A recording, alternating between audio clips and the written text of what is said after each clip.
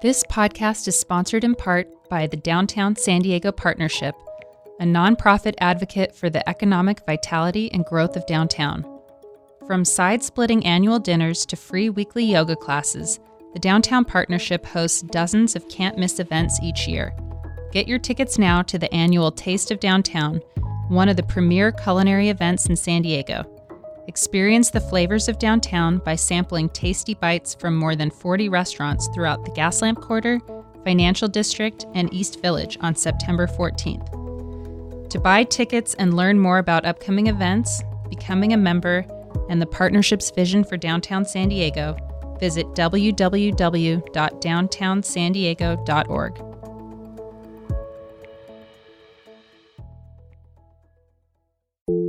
I think there are some technologies in the world that will change us. Somebody, went to that meetup group and there was all these 3D printers and people were making little plastic Yoda heads, and someone stood up and said, okay guys, this is cute, but don't do that. This piece of machinery can change the world. So if you are going to get into 3D printing, change the world. And that's what I remember, and that's what I am doing.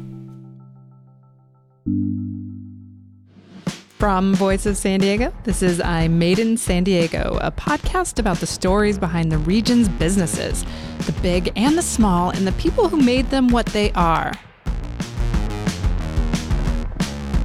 I'm Kinsey Moreland, and in this week's show, a story about how a frustrating shoe shopping experience, a latte at Starbucks, and a magazine article led Lucy Beard to print personalized shoes on demand. An idea that has become a fast-growing company in San Diego.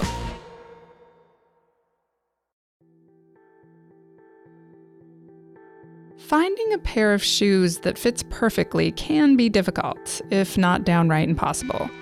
A few years ago, Lucy crossed paths with a guy who had to cut up and then tape back together shoes in order to get them to fit. Jesse Thomas is a San Diegan that I met 3 years ago, and he came in and I noticed that his shoes looked a little odd, and I asked him about them, and he said, you know what, I've got 7E wide feet.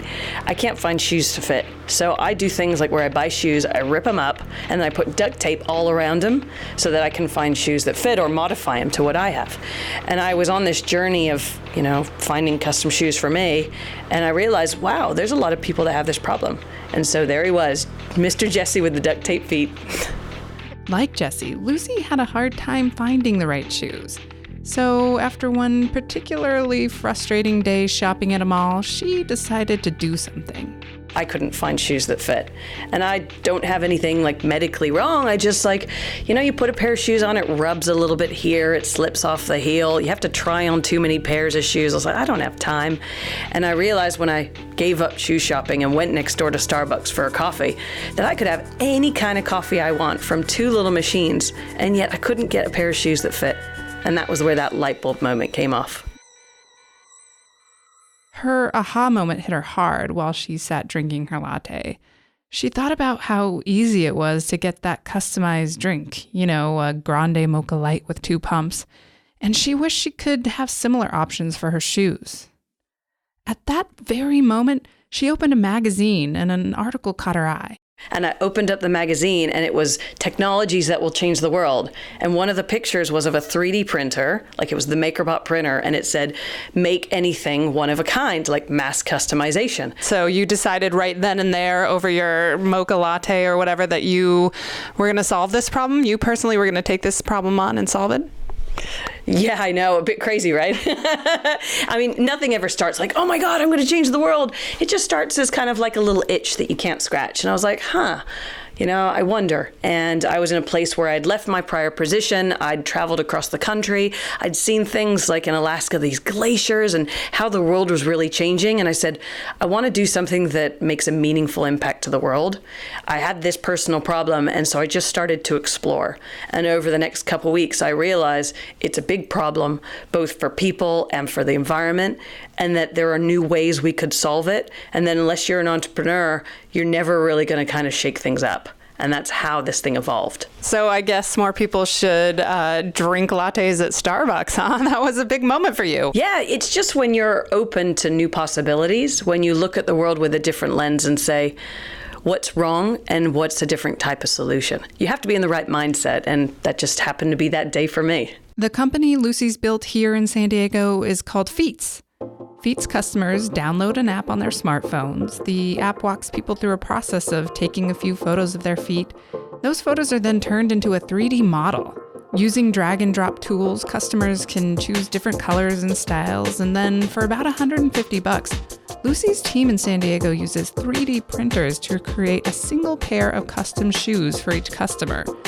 Both the sole of the shoes and the upper, more flexible portion of the shoes are literally printed by the machines.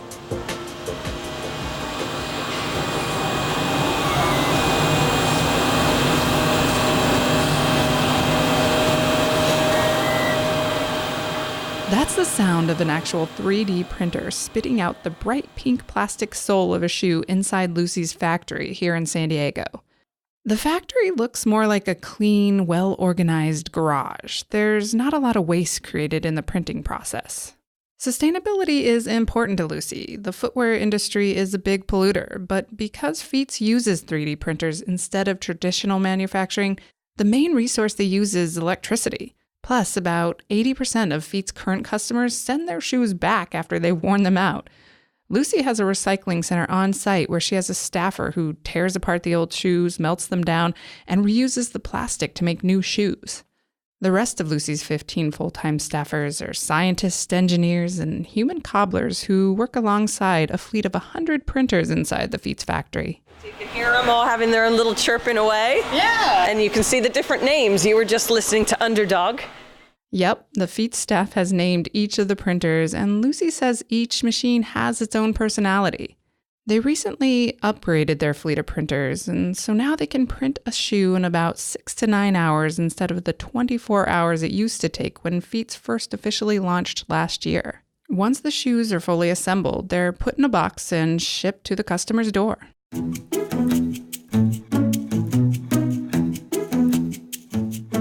So walk me through finding a 3D printer. They were really expensive. They're getting less expensive, but how did you find yourself a 3D printer and get things going? So the first thing I did was first say, okay, what do I do about this idea? And I found one of those startup weekend things, and it was actually 4 days later. So it was serendipitous. It's like, oh, and it was focused on fashion. So I said, oh. So I went there, and then I just pitched this idea. 6 people joined me, and we worked on it all weekend. So I went to the startup weekend, found 6 people to help me out, and my first question was, hey, anyone know where 3D printer is? And started Googling it, 3D printer San Diego, and this one thing came up that said Fab Lab. Come in, use equipment, pay a nominal fee. And I was like, oh. And then it was just the hunt of chasing it down. And so what did you think the moment you walked into Fab Lab? What were your first impressions? When I first walked into Fab Lab, it was twofold. It was one, kid in a candy store, like, wow, here I've got access to like equipment I would never be able to afford or know how to use. And on the other hand, wow, if this place is so important, why is it hidden away in a little tiny place? This is where it was above a coffee shop, hidden in Kearny Mesa. Now, it's actually got this wonderful space downtown, so they've grown, and they're getting like the kind of credibility and the respect that they need because they offer an amazing thing to the community. I've been in Fab Lab before, and I was there when it was on Convoy. Great food right around there, by the way. You're in the food mecca. But so it's a place where mostly, tech people go to play with new tech, right? And one of the cool things about it is that you maybe end up talking to these other sort of geeky people, if I may, and bouncing ideas off each other. So were there any people at the Fab Lab that made a big difference or helped you along the way? Fab Lab was crucial to the first 6 months of us getting started. They have an open Saturday policy at this time. They were closed during the week, but on Saturday, anyone could come in. I just sat there. I put on like a whiteboard. Hey, I'm making 3D printed shoes. Help. And I would write a question about like, does anyone know how to design? How do you get fitting? What is scanning technologies? And with a few hundred people coming in every weekend, somebody would come up to me and say like, this is stupid, or you're crazy, or hey, I know something about it, or I know someone who knows someone. And by being open and having a community where people wanted to kind of explore and help, it really gave me the opportunity to learn. Were you able to print like a dozen by the end of Fab Lab, or how long did it take to get that first shoe printed? We were there in October, and then the owner, Katie, said she started helping me out with press, and there was the first maker fair in December, and she said, okay, so you're going to have a booth, and you've got to have some shoes. And I was like, what? So we actually did it. We had the first pair of wearable shoes by like December. Now, they're the ugliest things ever. You know, you could never actually manufacture them, but they were something that were custom made to me, made from a 3D printer, and I could put on my foot and like walk. And then early stages, you also did a business, like a quick business degree type incubator program. Can you tell me a little bit about that and how that came into play? After that 24-hour kind of weekend, I found Fab Lab, and Fab Lab helped me with the technical side.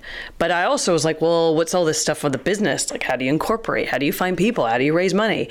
And a woman came up to me, Janine Jacobson, who's another massive community leader, and said, I've got this thing called Founders Institute, and 4 months we'll kind of coach you through in a evening environment with other people who want to be entrepreneurs. So I was doing both at the same time, one for the technical development and one for the business development. So after that 4 to 6 month period, I felt really ready to start saying, all right, let's do this. And that's where it started getting big. So that first Makers Fair, did you pick up clients right away, or when did you first start picking up clients and really realize that this was a business and that you could make it work? That Maker Fair, we went there and like 500 people came and said, sign up. Wow, I have this problem. I want to do it. And I was like, are you serious? Like, look at these shoes. They're like ugly, right?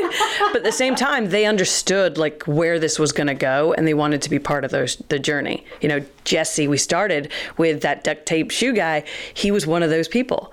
And the problem was just like, as an entrepreneur, it takes a lot longer than you want it to. It's a lot harder to do it. And as soon as you kind of get to one challenge, you got the next challenge. So we didn't start selling until February of 2016. So over 2 years later than when that first idea came about. But some of those first 500 people who signed up, now they have their shoes, right? Oh yeah, so the first tranche was the Feetz 100.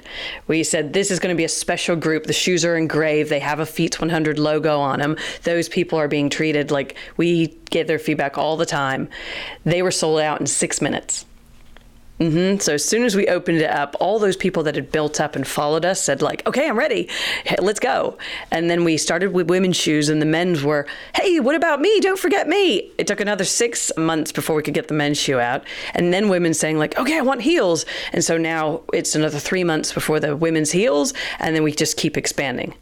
Early on, someone told you that the 3D printer could change the world. Do you still believe that? Absolutely. I think there are some technologies in the world that will change us. The smartphone in your pocket. You have a computer in your pocket. Amazing. Somebody, went to that meetup group, and there was all these 3D printers, and people were making little plastic Yoda heads, and someone stood up and said, okay, guys, like this is cute, but don't do that. This piece of machinery can change the world. So if you are going to get into 3D printing, change the world. And that's what I remember. And that's what I am doing. When we come back, how a little bit of press went a long way and ultimately pushed Lucy to risk everything and go all in on Feetz. I'm Kinsey Moreland, and you're listening to I Made It in San Diego.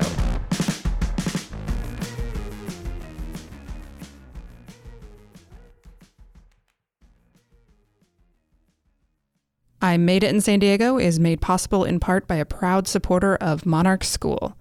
Enjoy this short sponsored interview about Monarch School and catch the rest of the interview at the end of the show. Monarch School is committed to improving educational opportunities for youth experiencing homelessness. The school's innovative approach to learning empowers their students to succeed in both school and life. I sat down with Monarch's CEO, Aaron Spiewak, to talk more about the school. So Aaron, Monarch Schools helps educate kids who are experiencing homelessness. Tell me about how and when the nonprofit was started. Sure. So the school was started in 1987 by a public school teacher with the County Office of Education, Sandy McBrayer. And she was seeing firsthand the rise in youth experiencing homelessness on the street, and she wanted to do something about it. The nonprofit arm of the organization was then established in 1999. So today our school is a partnership between the San Diego County Office of Education and the nonprofit Monarch School Project. And so together as one organization, we bring together educators, counselors, mentors, community partners, volunteers, and donors.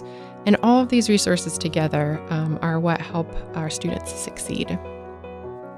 Catch the rest of the interview with Erin about Monarch School at the end of today's show.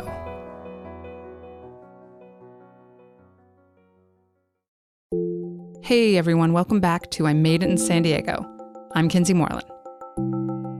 Early on while building Feetz, Lucy got some press.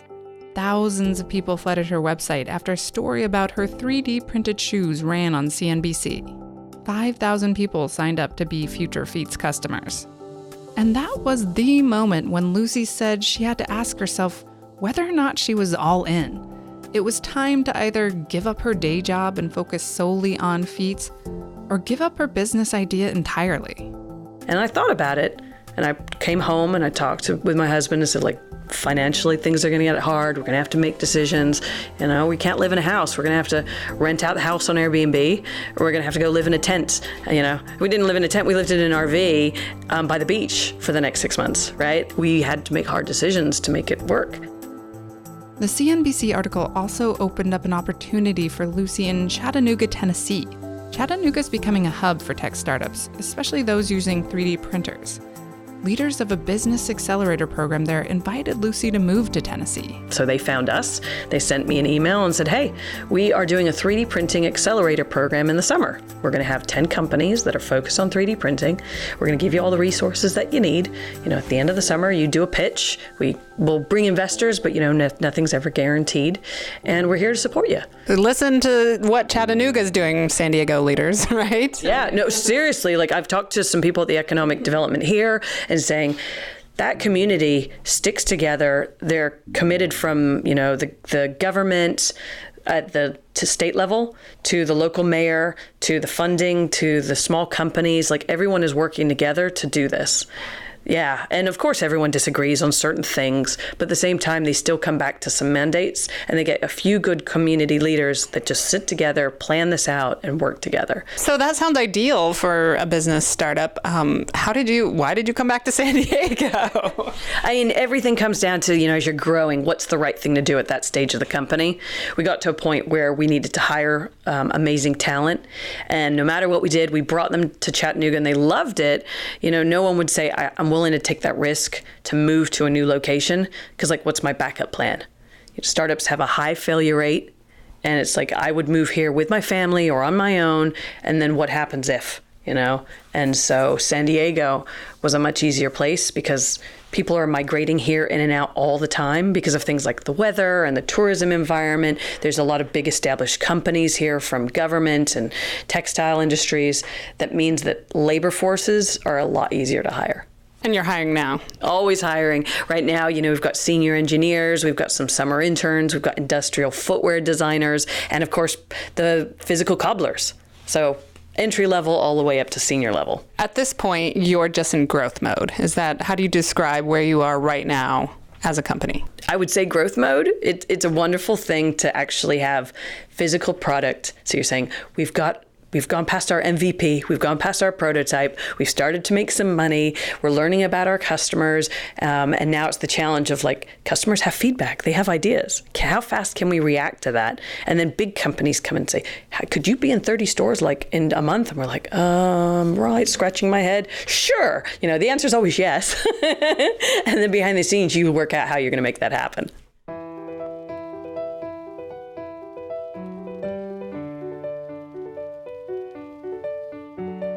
When Feetz launched last year, it didn't take long before customer orders started pouring in. The company quickly started bringing in money and growing fast. Now, Lucy has to figure out the best way to scale. The biggest opportunities started opening up after Lucy recently upgraded the Feetz fleet of 3D printers and figured out how to print a pair of shoes in just 6 to 9 hours instead of 24. Now she's envisioning Feetz printing stations in shopping malls. Last fall, she scored a lucrative deal with DSW, a major shoe company that made an undisclosed investment in the startup. Now DSW has a few Feetz-branded 3D printers in a few of its flagship stores. There's a lot of retail industries already out there, and the whole industry is hurting. And they're saying, look, why would I ever go to a store when I can just press a button on Amazon? And so you've got to reinvent what those experiences are. So we could either build our own stores or partner with the thousands and thousands of stores that want new experiences. Lucy fields a lot of interesting emails and requests from big shoe companies who want to figure out if what Lucy's learned could be applied to larger scale manufacturing. She's been thinking a lot about a shoe subscription service that could send customers new shoes as often as they want them with a simple click of a button. That's the future where footwear is going to go. It's going to be very different to how we think about it today. We also have an update on Brock Brown, a young man we introduced you to in 2013 who has a genetic disorder that's caused him to grow to nearly 8 feet tall. You recently made headlines when you printed size 28 shoes for Brock Brown, who was at one point in the Guinness Book of World Records for being the tallest teenager in the world. So how did you connect with him and how did you make that happen? We found him because his aunt reached out and said, hey, you know, I've got a guy with big feet. Can you do anything about it? And then we said, all right, yeah, we're ready. And we talked to him on the phone once. His aunt used the app and took 3 photos of his feet. And so we never had met him at this point. And then I flew out to Michigan with his pair of shoes and said, right, well, 1, I hope they fit. But 2, this is an amazing experience for him and for Feetz to say, we didn't have to change anything. It just took a little bit longer to print, you know, it took more like 30 hours versus 6 hours, but we didn't have to fundamentally change any of the equipment or the systems or the materials. And if you think about that for a different industry, you couldn't do that. And that's why it was so amazing for us to then put those shoes on him. He had the biggest smile from, you know, ear to ear with a grin saying, I never feel special. Because I don't get to choose my shoes. I just have to take whatever I can kind of find. They're very expensive. I can only get them once a year. On top of that, I have 1 pair of shoes that I have to wear year round. And you think about the weather in Michigan. It's hot in the summer and it's wintry and got snow in the winter. And he's like, I got to wear the same shoes. So now we get to explore with him. How can you have any shoes that you want on demand? Looking back on the business Lucy is building, she often tells people the hardest part wasn't figuring out the tricky 3D printing technology. It was finding someone to give her money and believe in her futuristic vision. Fundraising, incredibly hard. You can have the greatest idea in the world and you can do a lot with your first $5,000 and $50,000. If you get to a point where you need to hire an expert that knows how to do something and it costs money. You need to buy a piece of equipment and it costs money.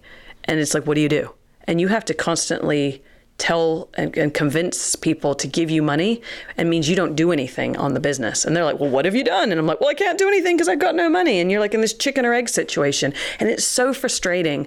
And you completely understand the sides of each person, but like you just can't get past it. And so that's where most people end up failing. Lucy's first big investor came from her time at the incubator in Chattanooga. She was introduced to a woman who runs a fund that only invests in women entrepreneurs. She came here last week to San Diego. She is one of our biggest champions. She wears the shoes all the time. She's constantly giving us feedback and introductions. So it's never just about money. It's about having someone that has your back. So in this particular instance, being a woman was a benefit, but how often does gender come up in the business world as an entrepreneur? Do you have people treating you differently, or is it still a thing? Raising money, yeah, it's a thing. You know, I wish to say it isn't, but it is. Women act differently to men. So women are more naturally, we're not as boastful. We're a little bit more introverted. I'm the case of I've had to learn to like kind of push myself out there more, but I'm still fairly reserved in terms of, you know, I say we're changing the world, But a guy next to me would go like, and here's the $1 billion, and we've signed these contracts, when they kind of haven't really signed contracts. They're just kind of really loose. They're really stretching a fine line, you know? But of course, if you want to impress a VC with lots of money, they're going to want confidence, and they're going to want somebody who kind of stretches the line, right? Whether they say it or not, because they're used to that. And when a woman doesn't do that, but 5 men next to them are doing that, where's the money going to go? And I wish the world wasn't like that, but just honestly it is. And it means it's real. I see it not just from me, but from a lot of women that I try and coach and I try and help. It's a struggle to raise money. What's the one word of advice you give to those women coming to you for advice and guidance? I wish there was one word. Perseverance, probably. You know, confidence. Confidence and perseverance. Did you ever have a moment in development where you felt like you wanted to quit or had to quit? A challenge that just seemed, insurmountable? That first 2 years, absolutely. No, really. I mean, this is amazingly hard for an entrepreneur. You get knocked down every single day and you have to get up. And some days you're just like, I'm never going to get past this. I like your shoes, by the way. So these are the gray and black model. Okay. And yeah, I would definitely wear those shoes. I'll tell you about a personal problem of mine. I hate socks. So I don't wear them. So I constantly have to throw shoes away because they're so stinky.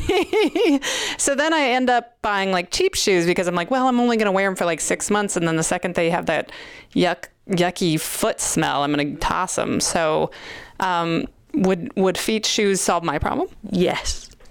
No shoe's perfect, but what we have focused on is exactly those same problems. Like I can get stinky feet too. We don't like to admit it, but it happens. We chose a material that was antimicrobial and antibacterial, especially because you're not going to put this next to it. I'm going to grab some shoes from over a year ago. These were the Feetz 100. You know, you're looking at the inside. You can see you can see that they've been worn. There's some marks on them. But if I, do the sniff test for you, I'm willing to do that on camera. Not in front of it. It doesn't smell like really stinky feet in here. And if I take these off, they're freshly worn, so they're going to have more of a natural. But again, the whole room isn't stinking here. And I'm tempted. Let me smell it. Right? Wow, not bad. I'm not even going to let you smell my shoe. It'd be embarrassing. I think you might have a new customer here. I can't help but notice that there's a crown up on a shelf behind you that says new mom. Are you a new mom? Yeah, I had a baby 1 year ago. So as I was moving back to San Diego from Tennessee, I was 7 months pregnant. It was a bit of a surprise. So I was like, okay, Feetz is my baby. And now I've got this new little life. And I'm older. And so it was all a surprise. So now she's 10 months old, and we're working it out. And she's part of the new dream of never trying on a pair of shoes again. How is that working out? I'm a mom of 2 young kids and try to work full time, but it's difficult. So how is it fitting in being a mom and being an entrepreneur? You never sleep again. I was like, oh my God, I'm always tired. And you're always tired at a startup anyway, but at least you can go to sleep when you want. Here, I have this life who wakes me up 3 times a night. And I'm like, oh my God, I'm never going to sleep. But it's also this joy of seeing things in a whole new perspective. And if you own a startup and you can't change the future of how work should be done, then no one else is going to do it. So we work it out. Sometimes she comes to work. We have people that help us out to kind of look after her. Sometimes she comes on business trips with us and she gets to see her mom reinvent something in a new way. Do you get the mom guilt? And if so, how do you deal with it? I have, maybe I felt the mom guilt once or twice, but in the end, I'm the only one who's going to tell me I'm wrong is me. Everyone does the best job that they can. I didn't have a mom, so I'm well, the fact that she has one, there you go. That's already something that she didn't have. So if I can only spend 10 minutes with her one day, or I spend the whole day with her another day, I'm you know what? She's going to just appreciate that she's got a loving family around her. And it doesn't always mean it's a mom. It's a whole family and a network of people that are there for her. And if she feels safe and secure and she's happy and she's healthy, I don't try and put too many labels on it about guilt. We're just all trying to do the best that we can. Thanks for listening to I Made It in San Diego. I'm Kinsey Moreland. I wrote and produced the show with some help from Scott Lewis. Adam Greenfield mastered and mixed it. Visit voiceofsandiego.org/podcast to learn more about our weekly Voice of San Diego political affairs show, our Good Schools for All education podcast, the Kept Faith Sports Podcast, and all the shows in the VOSD Podcast Network. If you like the show, go to voiceofsandiego.org and click the donate button.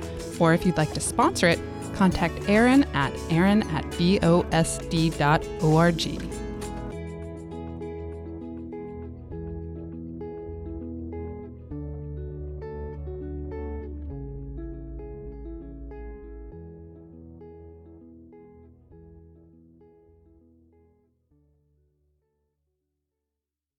Now back to our sponsored interview with Aaron Spiewak of Monarch School. So you're doing a lot more than just what people think of when they think of traditional education. Yeah, absolutely. And the way that we're able to do more is because of this unique public-private partnership that we've built with our very generous community here in San Diego. This community believes in Monarch's work and our students, and they allow us to bring these resources to the school and this tremendous amount of opportunity, which is really what transforms our students' lives.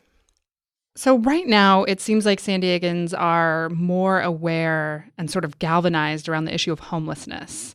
Numbers are peaking right now. You can see it when you drive through the downtown neighborhoods. Mm-hmm. Are you seeing an uptick in people interested in volunteering or donating and helping Monarch schools serve their students?